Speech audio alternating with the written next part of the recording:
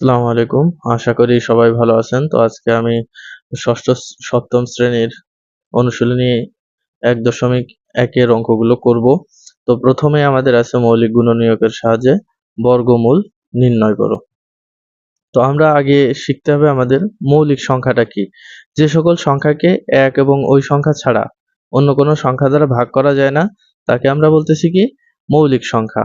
তাহলে যাদেরকে ১ এবং ওই সংখ্যা ছাড়া অন্য কোনো সংখ্যা দ্বারা ভাগ করা যায় না, সেই সংখ্যাগুলো দিয়ে আমরা এখানে যে সংখ্যাগুলো দেওয়া আছে সেই সংখ্যার বর্গমূল নির্ণয় করব।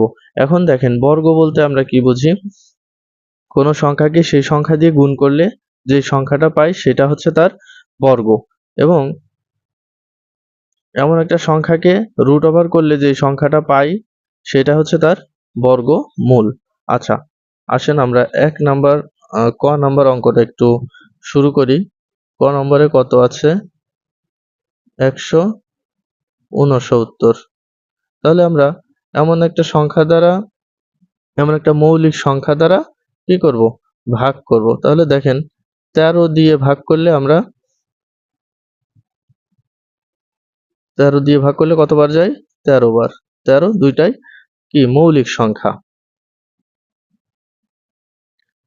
তাহলে আমরা লিখতে পারি নির্ণেয়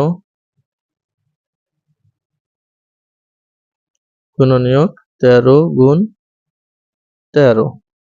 এখানে আমাদের জোড়া করতে হবে। ঠিক আছে? তো আমরা জোড়া থেকে আমরা কয়টা নিব?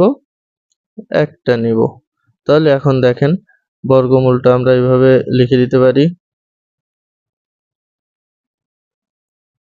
৬৯ সমান ১৩। আচ্ছা, আমাদের ১ নাম্বার অঙ্কটা শেষ।